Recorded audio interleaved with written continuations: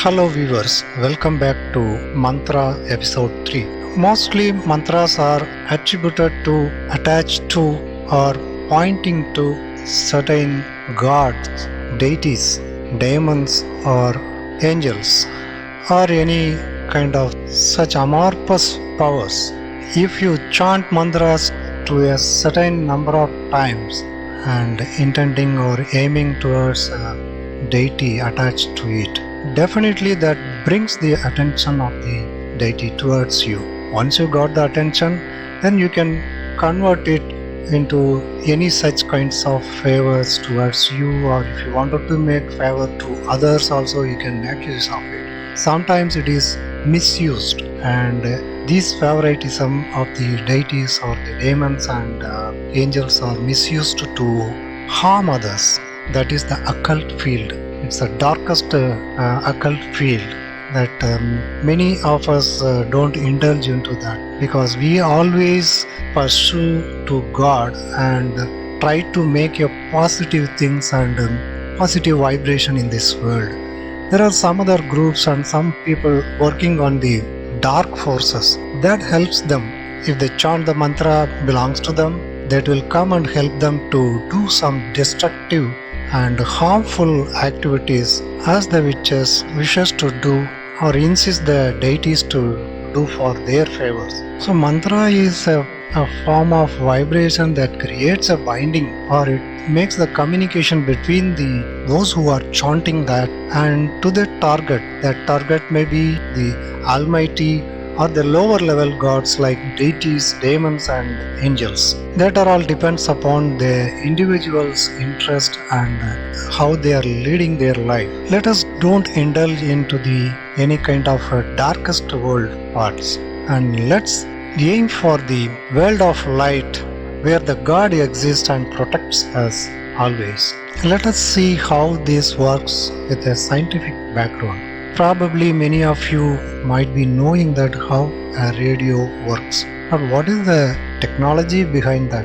Many of us, we don't know that, and we may be knowing that the transmitting station's frequency, we probably knowing every one of us, and that is the carrier wave that will not change.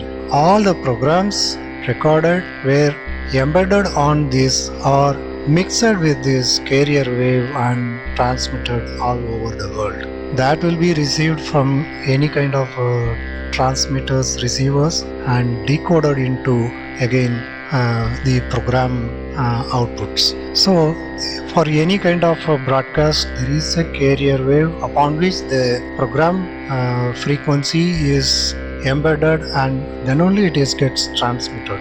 And if the program wave is not there, you will be getting a hiss sound. And even in TV, you will be seeing that a lot of millions of dots will be hovering around the screen. That is because the program has been stopped, only the carrier wave is coming. Something similar to that, there are two waves involved in any chanting of mantra. One is the utterance of the word, either that you can pronounce through your mouth by your chanting, or else you can chant within your mind also.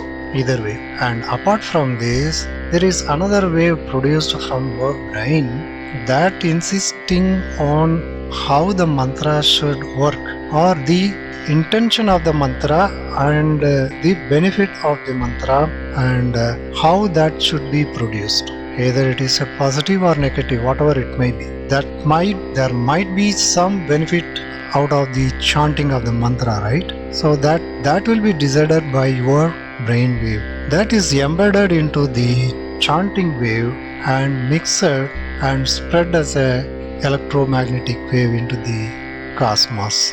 It will go into the cosmos and catch hold of that the intended deity and got its attention towards the disciple and bring it to him, and so that the devotee can pray to the Lord and he can get whatever the boons he needs, and that might be for his own benefit or the benefit of others too.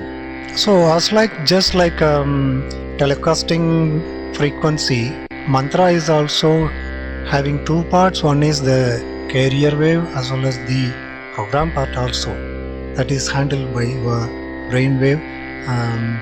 That insists the benefit of the mantra. Now we can see that is there a way we can store this mantra and perpetuating it for a longer time and make use of it for a continual basis. Can we make use of it for our own benefit or the benefit of the society or others? Definitely we have ways. The main function of a temple, a church or a mosque is to bring the God energy into a particular place and store it or keep it there, so that the people will go there and take it on their own, depends upon their capabilities, and they can consume the energy from that exist in these kind of spiritual places, holy places, and that actually stores the God's energy, the cosmic energy, and readily available for the benefit of the devotees, those who are visiting there, and with prayers that will be answered in the form of energy transmissions. It's a kind of energy transfer between the energy exchange between the holy objects exist in the holy places and to the devotees. They are deprived of energy. But it is very difficult for anyone to be at the holy places all through the life, all through a day.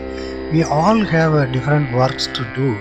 So in a day, we can at least go only once in a day.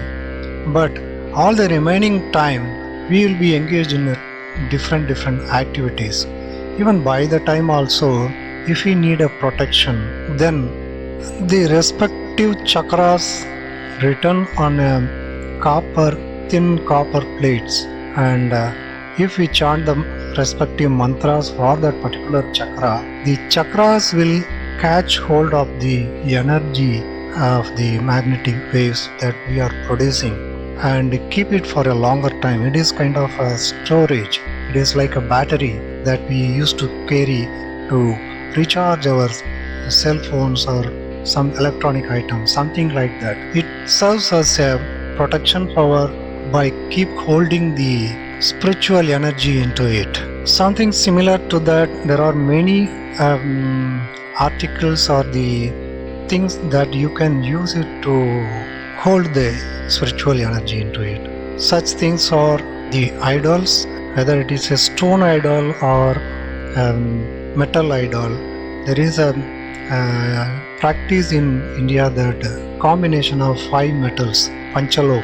That is the very common alloy form that had been used longer time. That combination of 5 metals have a high dragging power and retention capacity of this spiritual power into it. It is a kind of long-term storage, and there are certain things that can help us to transfer the spiritual energy from one place to another place. Is the darpa, the grass that used whenever there is a yajna is performed. This darbar grass is used to transfer the energy of the mantra into the kumbh, and in turn it will be again transferred to the main statue that exhibited inside the shrine of any temple. Water can also be used to store and transfer the spiritual energy that exhibits when a person chants the mantra. But over a period, anything will be deteriorating and loses its strength and it will become weak. So the recharging process should be taken for any places that losing their energy and the mantra power had been deteriorated over a period of long-term use. You chant it regularly in your house, and that is what it is happening in a shrine. The Pujari or the Guru is always chanting a mantra many times in a day. So the chakras that has been implanted below the statue got recharged every time the priest chants the mantra, and automatically the chakra got recharged many times a day. Now let's see how to pronounce a mantra. Either you can chant through your lips or by the movement of your mouth and the lips and your tongue.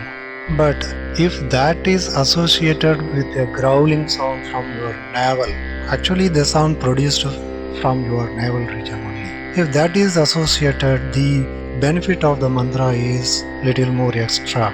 But out of all, if you chant the mantra from within yourself and the sound should not get out of your body, that is by way of chanting in your mind without producing any listenable sound to the atmosphere, the benefits are very high.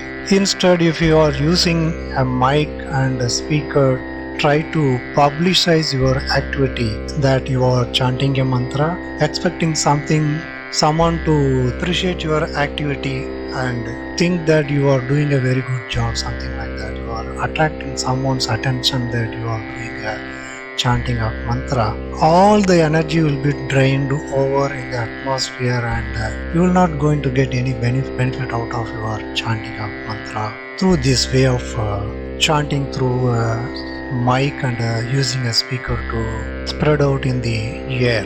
The benefit of that activity is also spread out in the air and dissolved in the atmosphere. It is not going to get accumulated into yourself. So think twice or thrice before choosing upon the way how you are going to pronounce the mantra, and in turn get the benefit accordingly. So mantras are powerful. Make use of it wisely for your own benefit and the benefit of the society and your kith and kin and friends. Thanks for being with me, and this is Ravi Kumar. Please leave your comments and like below the video. We will meet in the coming up videos. Thank you. Bye bye.